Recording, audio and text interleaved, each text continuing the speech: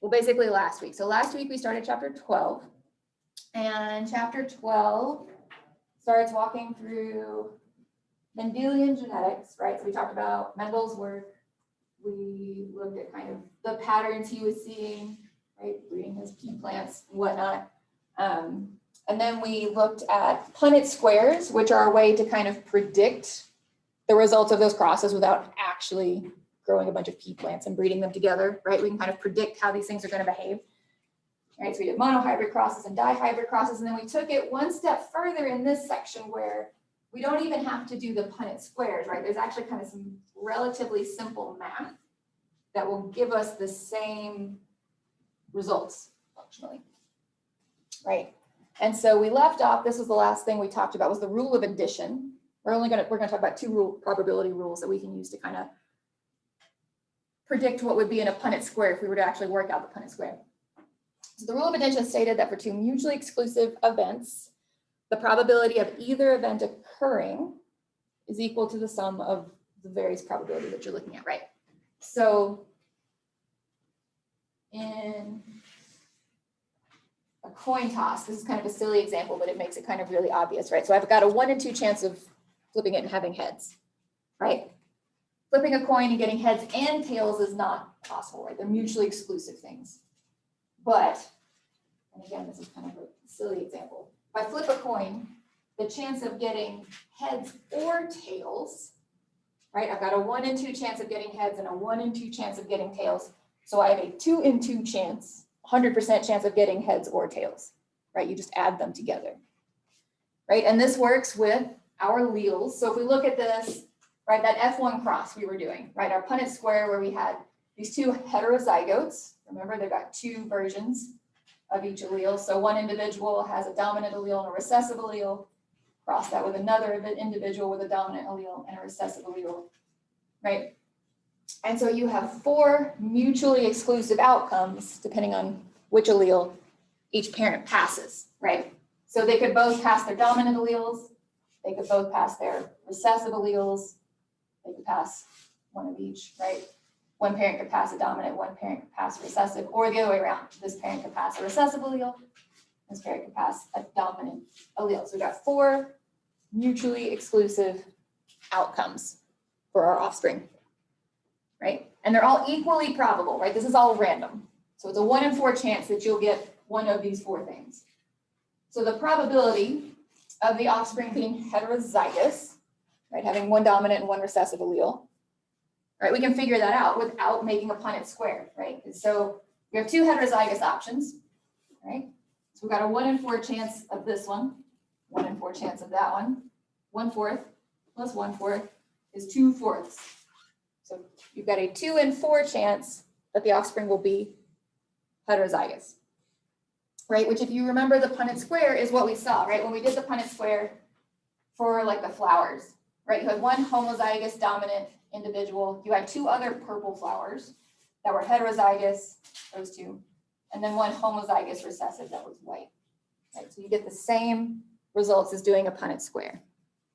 So we've got the rule of addition. So we're going to add on a bit today and add the rule of multiplication, which is it's not even that much more complicated, but it just kind of takes some other things into account. So the rule of multiplication states that the probability of 2 independent events occurring is equal to the product of their probabilities, right? So in the rule of addition, we had a situation where we're going to do a thing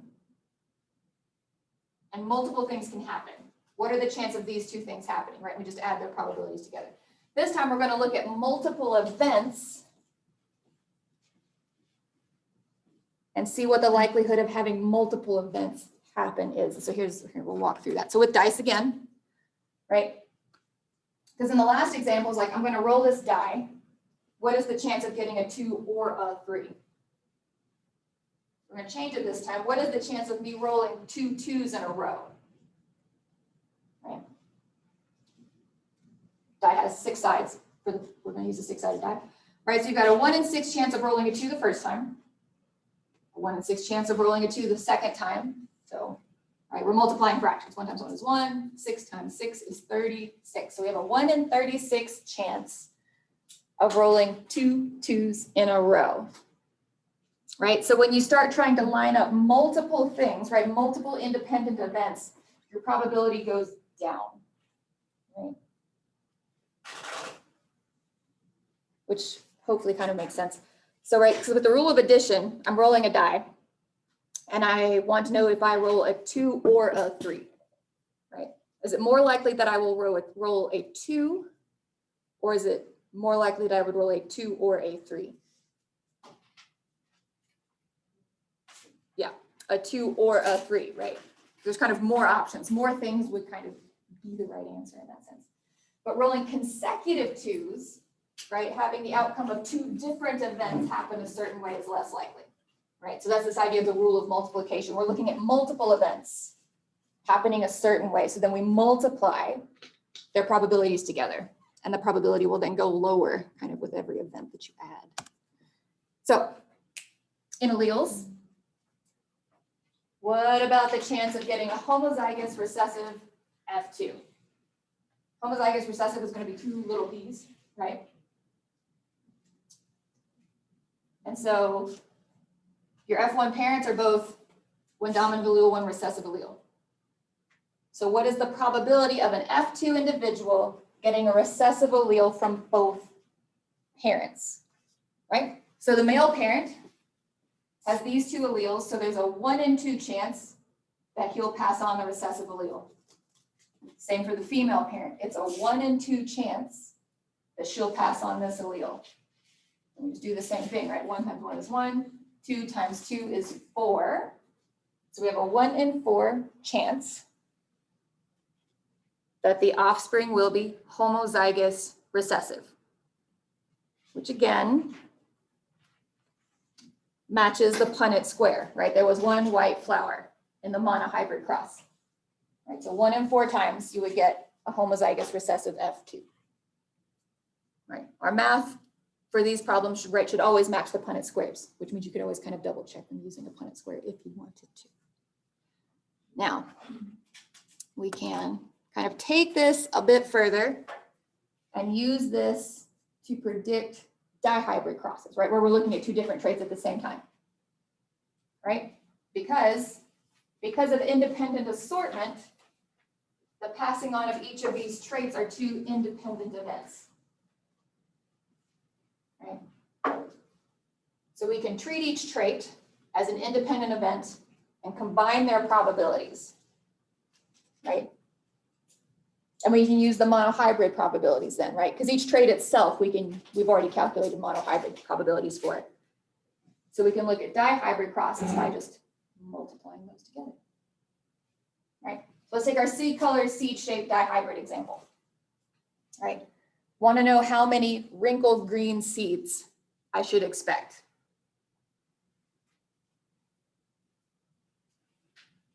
Okay.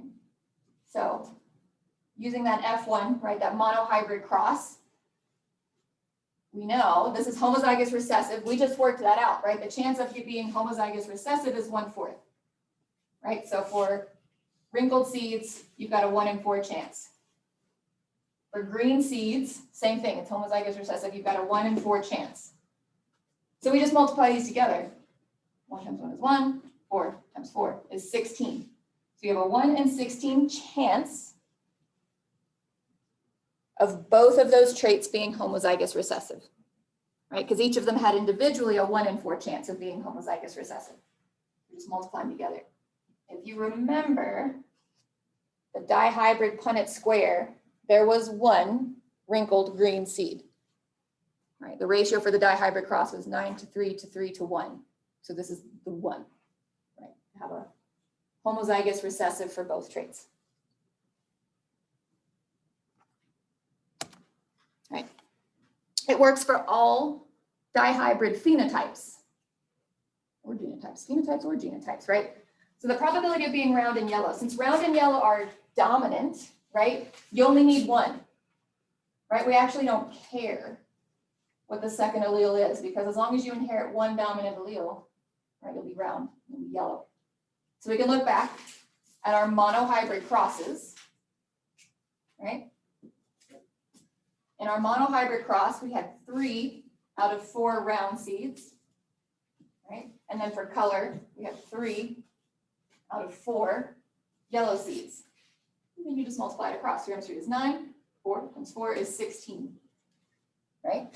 And that is the 9 out of 16 of the 9 to 3 to 3 to 1, right? In the dihybrid cross. So 9 of the 16 offspring will have round yellow seeds, right? So you can either make the big square and work this out, or you can just multiply the individual probabilities together. Both of them will get you to the same answer, right? So I think, there it is, right? Because there's that big cross, right? Because we have all of our possible kind of gamete sets, since we had 9 round yellow seeds and 1 green wrinkled seed, right? So they should match.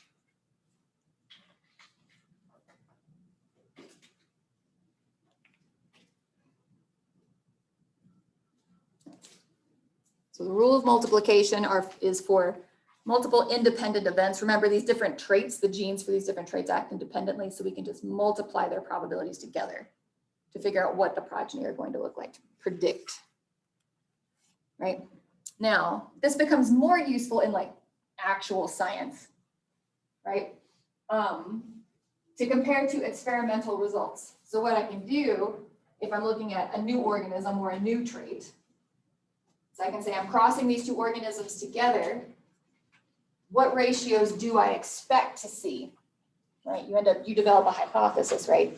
And then I actually breed these 2 organisms together, or I specifically look at this new trait. And then I can determine if the given trait that I'm studying behaves according to Mendelian inheritance rules.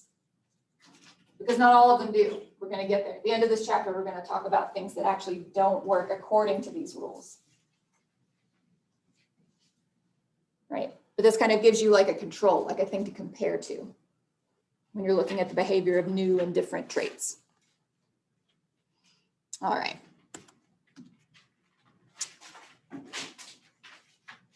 One last little thing we can do to kind of predict and test stuff is a test cross.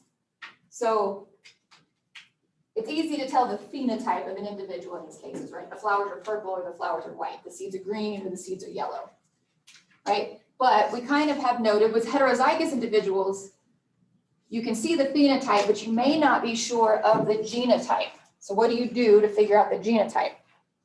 Well, Mendel he figured that out, right? Because these individuals that express a dominant trait may either be homozygous dominant, right? They may only have dominant copies of the allele, or they're heterozygous and they're actually carrying a copy of the recessive allele and you just don't see it. So how do you know what kind of individual you're looking at? Use a test cross. So you cross your dominant individual, right? If we're looking at flowers, my purple individual with a homozygous recessive, a white flower plant, right? Well, how does that help? Well, it does this. So I've got this purple flower. This plant either has 2 copies of the dominant allele, or it's heterozygous. It has a dominant copy and a recessive copy. Now, if I cross it with a white flower, right? Remember, if the flowers are white, it's homozygous recessive. It's only passing on recessive alleles, right? It can only pass on a little p, that is all it has. So if my unknown purple flower has 2 dominant alleles, it is only passing on dominant alleles. All the progeny will be purple.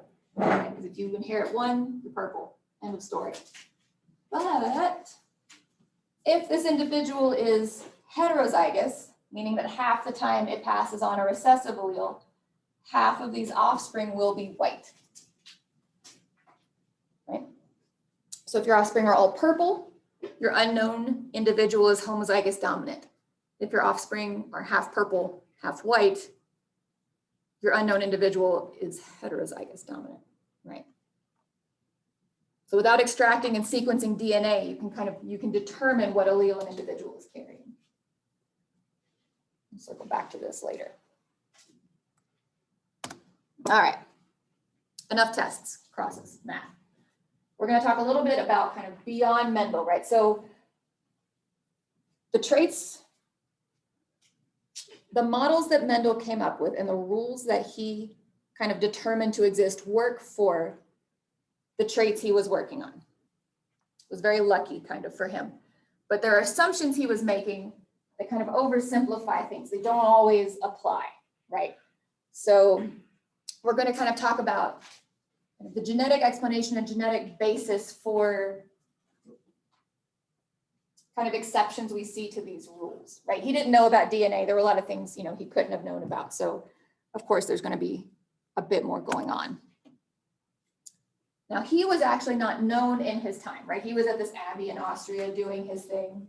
Nobody knew what he was doing. Funnily, he was working kind of around the same time as Darwin, but they didn't know each other. They didn't like read each other's notes or anything. So he was kind of working on this, whether or not he could have kind of verbalized it on the genetic side of things.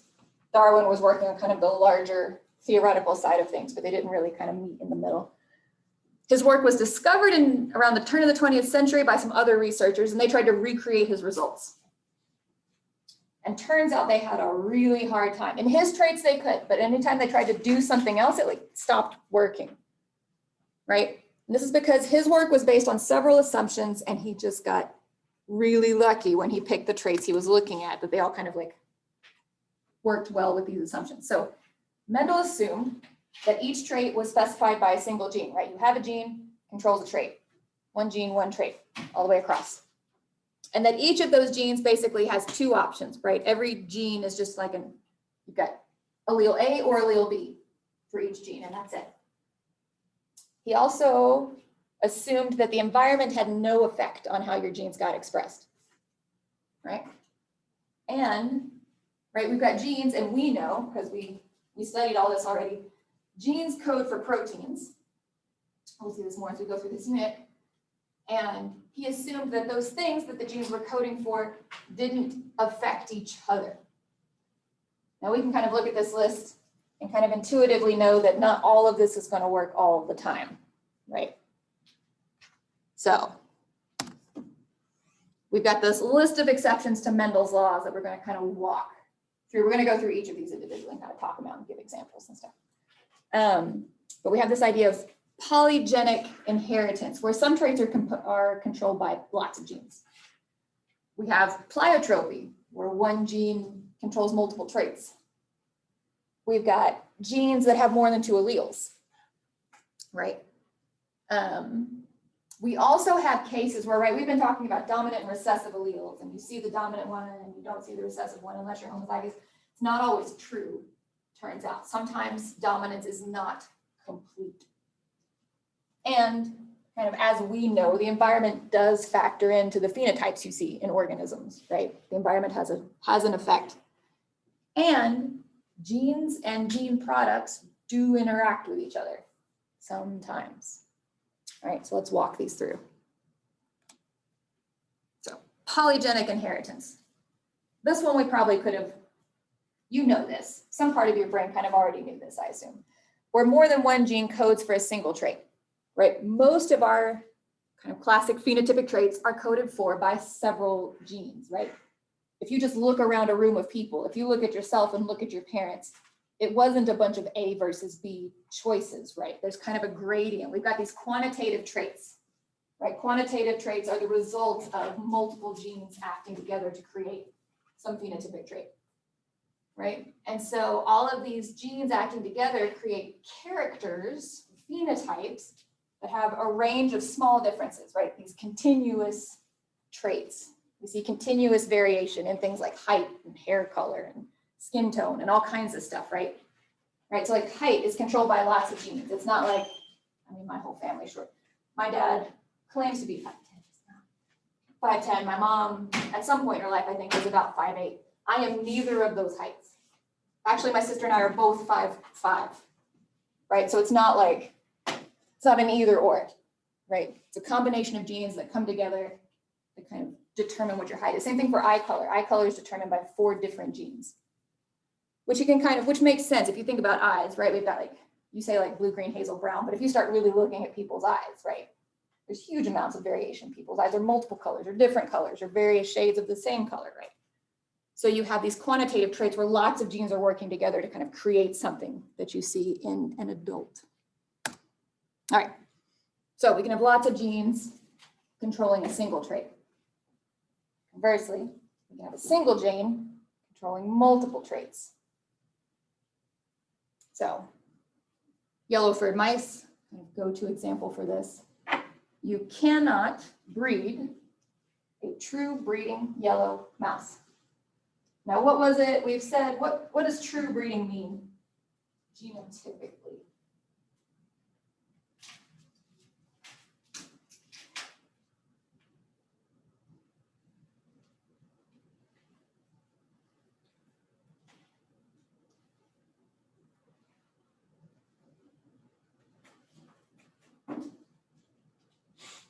If I tell you that, so yellow fur is controlled by a single gene, right? We'll clear it up that much.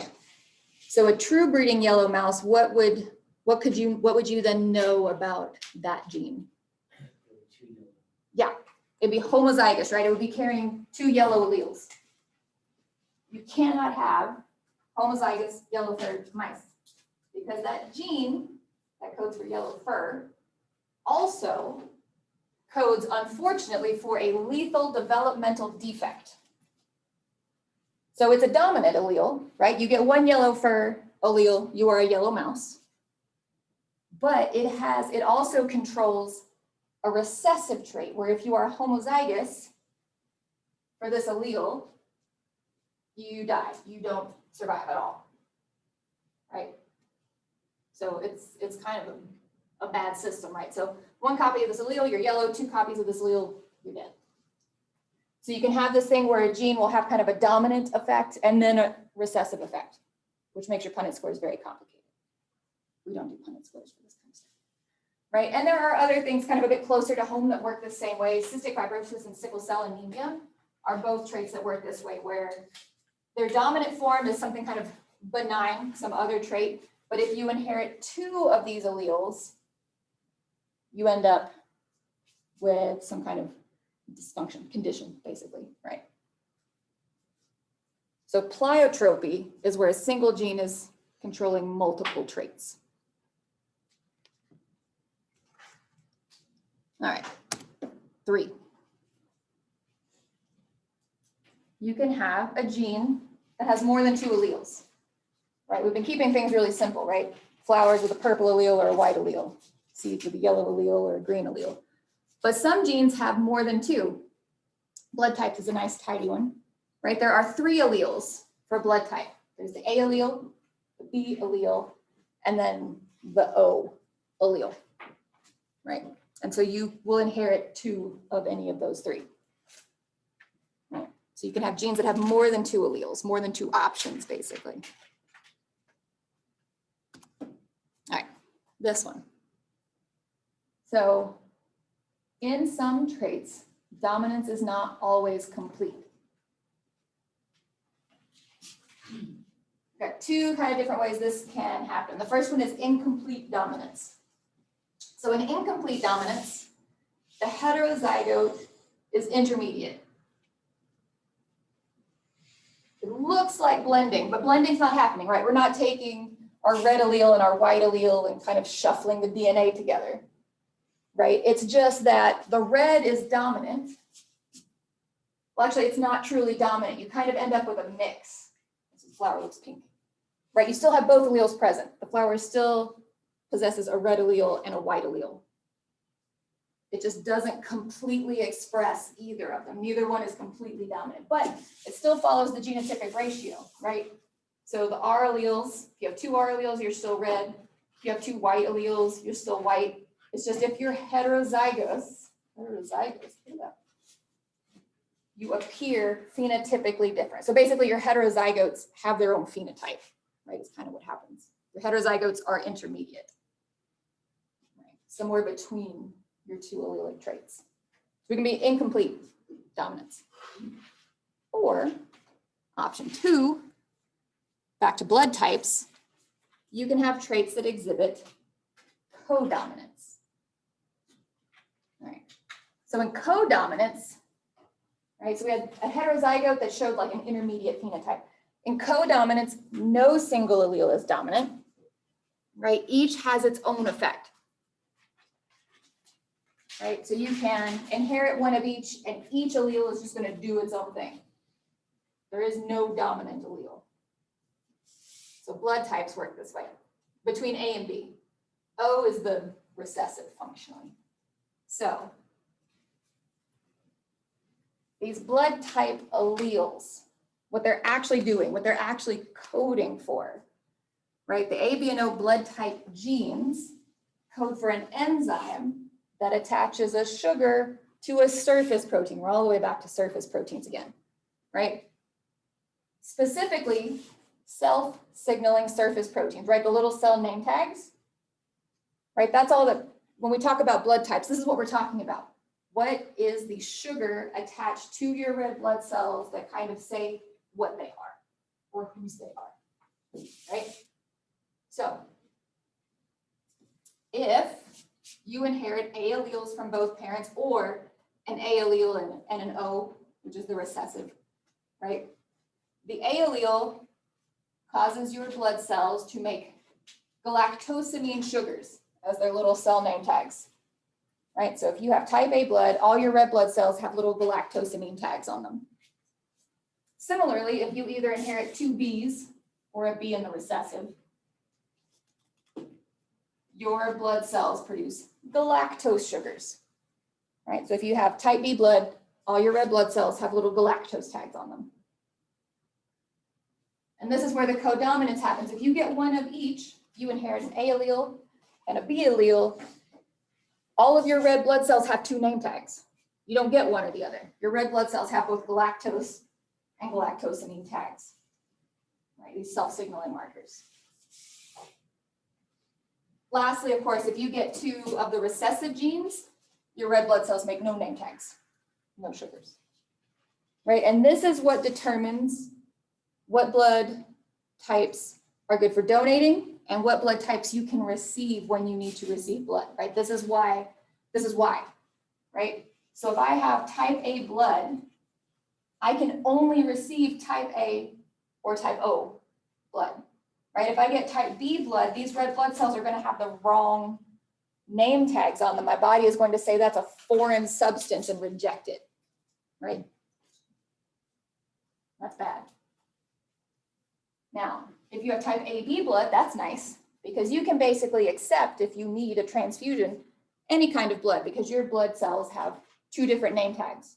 So no blood type is going to look foreign to your body. Okay. I'm type O, actually, which means I can only receive type O blood. If I get type A blood or type B blood, they will both have those name tags on them that my body will reject as foreign. Right? So this is an example of codominance, right? Because if you inherit one of each, your blood cells actually just make both of them. Neither is dominant over the other. Right? So dominance is not always complete. We've got two kind of versions of that happening. Number 5. Again, another one of those that if you probably sat and thought about it, you would kind of intuit on your own that phenotypes can be affected by the environment, right? Easy one, and if Mendel hadn't been working in such a kind of comfy, tidy environment, he might have noticed, right? Lots of things affect the way plants grow, right? Soil quality, how much you water them, how much sun they get, affects the phenotype of a plant, right? So there are obvious kind of external environmental factors. There's also kind of less obvious, but equally interesting, I think, internal environmental factors that can happen, right? So there are some alleles that encode temperature-sensitive products, which means you'll have a gene. It'll do its thing. It'll code for a protein, an enzyme, right? But depending on your environment, the enzyme will do different things, right? So the environment is still going to determine your phenotype. You'll see this in Siamese cats. It's kind of a nice example for this one. So they carry an allele that codes for a heat-sensitive version of the enzyme tyrosinase. You don't need to know tyrosinase, but it's a heat-sensitive enzyme. and it is only active below 33 degrees Celsius. Now what tyrosinase does, it deposits melanin, deposits color, basically, right? Kind of brownish and blackish colors in the skin, subsequently the fur, if you're a furry mammal. So what happens in Siamese cats is they express, right, they have the allele for tyrosinase, but tyrosinase is only going to produce melanin in colder parts of the body, which is why Siamese cats are brown at their feet, and the tips of their ears, and their nose, and their tail. It's also why they're born white, because as long as they're inside the mother, their entire body is warm and the tyrosinase is not functioning, right? It is also why if you have Siamese cats, they will get darker as they get older because our internal body temperature tends to drop as we get older, right? So phenotype can be affected by the environment, either kind of in an external sort of way or even in an internal, right, sort of way. All right, one more. Epistasis. This is probably kind of the most complicated one. It's not that bad though. So epistasis is gene interaction where one gene interferes with the expression of another gene. So whether or not this gene is doing thing X determines whether or not this gene does thing Y. Epistasis. So sometimes we see this in the products of genes interacting, right? This gene codes for this enzyme, this gene codes for this enzyme. If they're in the same pathway, right, and the gene coding for enzyme 1 is inactive for some reason, then it doesn't matter that the gene for enzyme 2 in the pathway is working, right? Remember those pathways, if you stop the first step, the pathway just stops happening, right? You kind of break that biochemical pathway. So you can have this thing where expression of certain genes or the inexpression, non-expression of certain genes will affect whether or not other genes are doing what they're supposed to be doing, or if what they do even matters. So,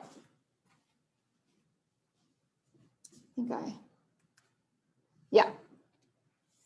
So this example goes into a lot more detail in the book if you want a lot more detail, but there's corn that produces anthocyanin.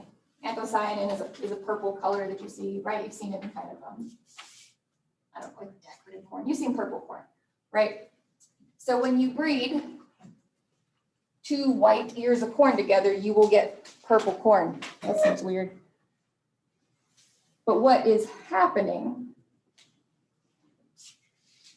is, this is a dihybrid situation. So we've got gene A and gene B, right? So if I have this individual who's dominant for gene A, recessive for gene B, and dominant for gene B and recessive for gene A, create all of these heterozygotes, right? It turns out that gene A and gene B both code for enzymes in a pathway, right? And that pathway is what produces the purple color.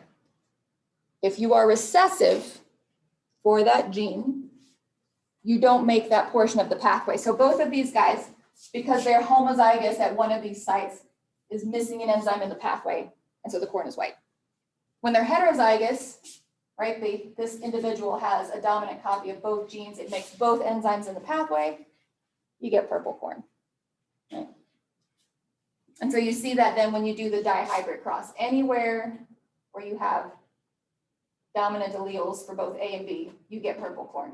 Anywhere where one of these is homozygous recessive, the pathway breaks down, even if it's just one of them. So you get a modified dihybrid ratio, right? We don't get 9 to 3 to 3 to 1 here. We actually get 9 to 7, right, in this epistatic example. All right. So it basically looks kind of like this, if you want to like look at the pathway. So there's this colorless precursor. If this is where you stop, then corn's just white, right? Enzyme A, coded for by gene A, dominant allele, creates this colorless intermediate that requires enzyme B to make purple pigment. So if you're lacking enzyme A, you never convert the precursor to the intermediate, you don't get purple. If you're recessive for gene B, you cannot convert the intermediate to the purple pigment. You still have white corn. You must have at least one dominant allele for each of them to complete the biochemical pathway, right? So these genes kind of rely on each other. If one of them isn't present, then the other one doesn't work or matter. Right? So this is epistasis, which I think, yes, gets us to the end of chapter 12. So I think, yeah, we've only got a couple of minutes left. So we will save kind of the review chunk to do Wednesday before we start chapter 13. Remember, you've got a lecture journal and a quiz due today. Oh, no, because it is a short week, I'm going to go ahead and open the lecture journal and quiz this Wednesday. So I'm not like opening up stuff while you're on holiday, because that seems not nice. So.